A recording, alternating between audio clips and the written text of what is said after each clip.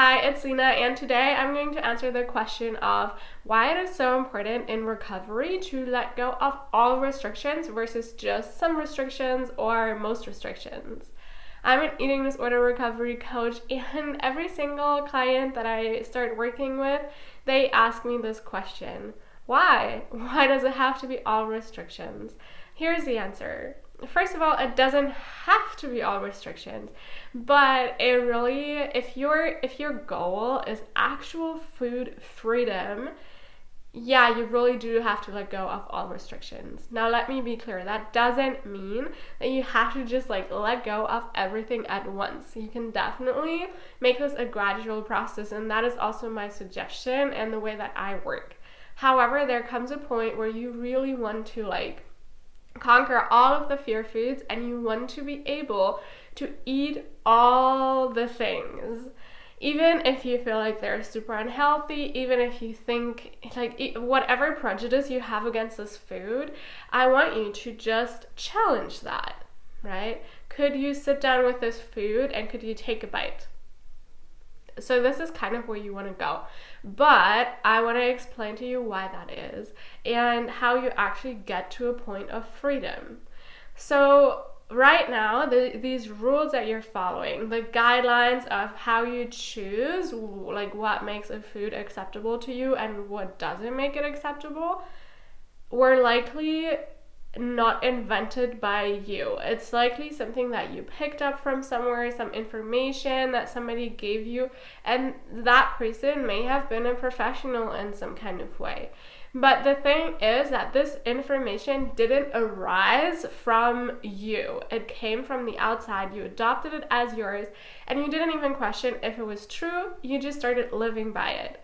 If you want authentic freedom around food, you have to say goodbye to all of these preconceived ideas, to all of these rules and all of these guidelines that you didn't invent, that somebody else told you, somebody else invented, somebody that may have even worked for somebody else, right?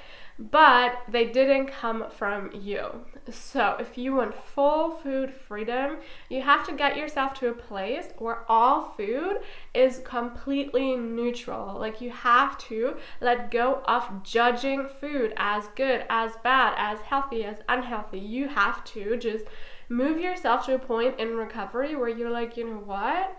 There are no longer any foods that I'm afraid of. There are no longer any foods that I wouldn't consider eating for some reason that doesn't necessarily make sense. So let's say you've been avoiding candy or something because you're like, well, that's unhealthy. I shouldn't eat that. I know what happens in my body if I put that food into my body. Do you though? Right? It's like somebody told you that this is what happens. But what if you could challenge that? What if you could actually eat that piece of candy and notice what actually happens in your body?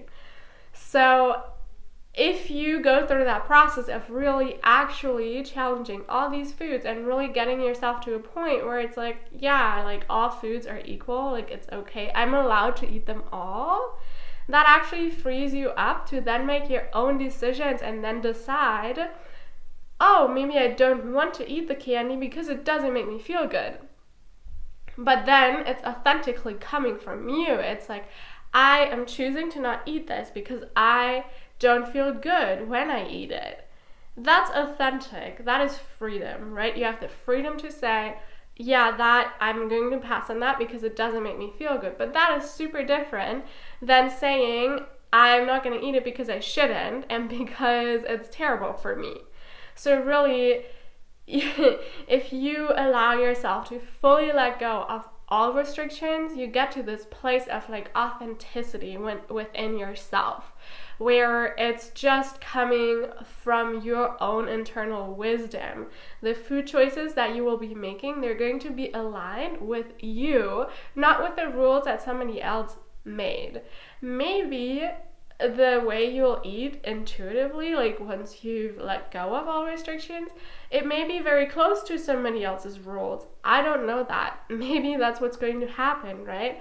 But my wish for you in recovery is to get to a place of being authentically you, making food choices that are authentically coming from the depth of your being rather than some outside source of information. So that is the real reason we let go of all restrictions in recovery, is so that you get kind of like a clean slate to start over and to be like, wait, let me try this food and let me see how it actually makes me feel. So then you can always lead with this question of, what do I want? What would taste good right now? And what would feel sustainably good in this moment? And you're answering the question, not some other idea that somebody put in your mind.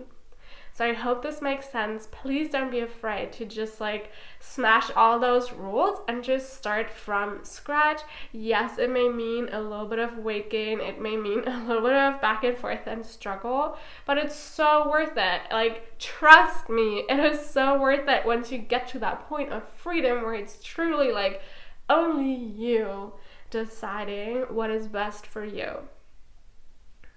And my hope is for every single person to experience that, because that is true intuitive eating.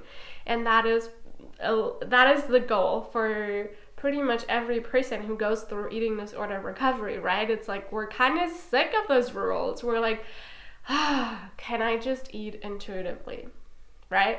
So that is why to let go of all restrictions. I hope I cleared that up a bit for you. I hope it was helpful. Please leave a comment down below and let me know how you see this topic, and if you've let go of all restrictions yet, or if you're kind of struggling. And if you are struggling, I offer one-on-one recovery coaching, and I'll have a link to that in the description box below so you can check that out.